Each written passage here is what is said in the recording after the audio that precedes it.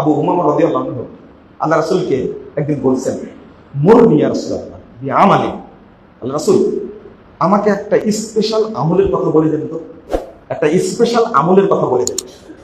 রাসূল সাল্লাল্লাহু আলাইহি ওয়াসাল্লাম তাকে বলছেন, আলাইকা বিস-সাওম ফা ইন্নাহু লা ইদ্দা লাহ। ঠিক আছে, তুমি সিয়াম রাখবে, নফল সিয়াম রাখবে, কারণ এর বিকল্প কোনো ইবাদত আর নেই।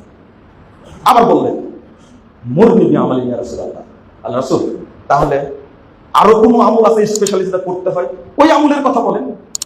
রাসূল সাল্লাল্লাহু আলাইহি ওয়াসাল্লাম আবার বললেন, আলাইকা বিস-সিয়াম সাওম ফা ইন্নাহু লা ইদ্দা লাহ, তুমি সিয়াম পালন করো, নফল সিয়াম পালন করো, কারণ সিয়ামের বিকল্প কোনো ইবাদত আর নেই।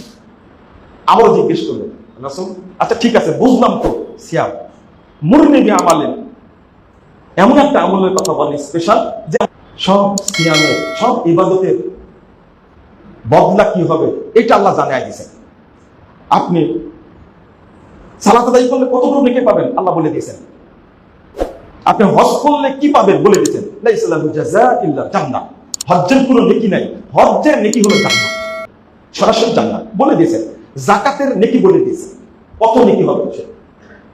কিন্তু সিয়াম পালন করলে কি পাবেন এইটা কিন্তু আল্লাহ বলেন।